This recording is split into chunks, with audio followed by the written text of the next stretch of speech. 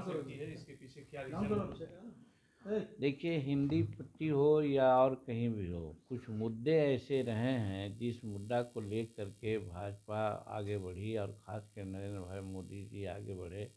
वो है विकास का, वो है विदेशी नीति का, वो है वैज्ञानिक चमत्कार का, और दलितों और महिलाओं के अपमान का। तो दलितों और महिलाओं का अपमान जो बिहार के घमंडिया गठबंधन के नमूना माने जाते थे, वो देश के नेतृत्व करने के लिए चाहत रखते थे, उन्हीं के मुखारबिन से जब ये बात हो रही थी तो प्रधानमंत्री ने समाज के सामने परोसने का काम किया कि घमंडिया गठबंधन के लोग जब इस तरह से हैं तो आगे क्या होगा। तो मैं समझता हूँ कि चाहे महिला हो, चाहे अति पिछड़ा हो, शेड्यूल कास्ट, शेड्यूल ट्राइब हो, सब लोगों ने टर्न ले लिया। और वहाँ नहीं जीतने की बात हुई थी, वहाँ भी जैसे छत्तीसगढ़ में कोई भी एग्जिट पोल नहीं बताया कि वहाँ पर बीजेपी सरकार बनेगी। कहा क्लियर स्वीप हो रहा है कांग्रेस का, जबकि वहाँ क्लियर स्वीप हुआ बीजेपी के। तो ये सारे मुद्दे ऐसे हैं जो वहाँ काम कर गए। और चमत्कारिक नेतृत्व जो नरेंद्र भाई मोदी जी का है, वैसा नेतृत्व किसी का नहीं है, चाहे राहुल जी हों, चाहे कोई भी हो। तो ये साबित हो गया है कि देश में अकेला है और अकेला प्रधानमंत्री नीतीश कुमार जी हैं।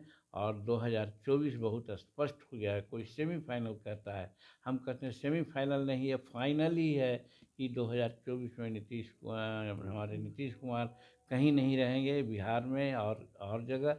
और नरेंद्र भाई मोदी जी भारत के प्रधानमंत्री पुनः होंगे। 400 सीट बिहार में भाजपा को आएगी, एनडीए को आएगी, और बिहार में 40 के 40 सीट हम एनडीए के लोग की झोला में डालेंगे। एक अहम मुद्दा है जाति कार्ड और आरक्षण का जो इनका ये था, वो लगता है कि तारीख को इंडिया अलायंस की बैठक दिल्ली में बुलाई गई है। मल्लिकार्जुन खड़गे सभी राष्ट्रीय अध्यक्ष को फोन किए हैं।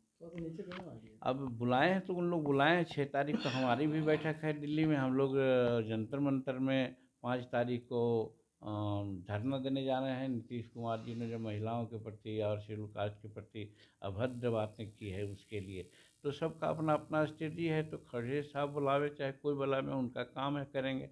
हम लोग भी उनके जो मूर्धन्य नेता हैं, जो कहते हैं तथाकथित रूप में कि प्रधानमंत्री के उम्मीदवार हैं, वो जब गलत सलत बात बोलते हैं तो घमंडिया गठबंधन के अन्य नेताओं की बात क्या कहिएगा। लेकिन 2024 का रणनीति बनाएंगे इंडिया अलायंस वाले, बोल रहे हैं कि ये तो विधानसभा का चुनाव है, 2024 में उखाड़ फेंकेंगे एनडीए को। वो हर पहलवान जो लड़ता है तो पुनः यही कहता है कि अवर हो गया, फिर अवर में हम सब पटक देंगे।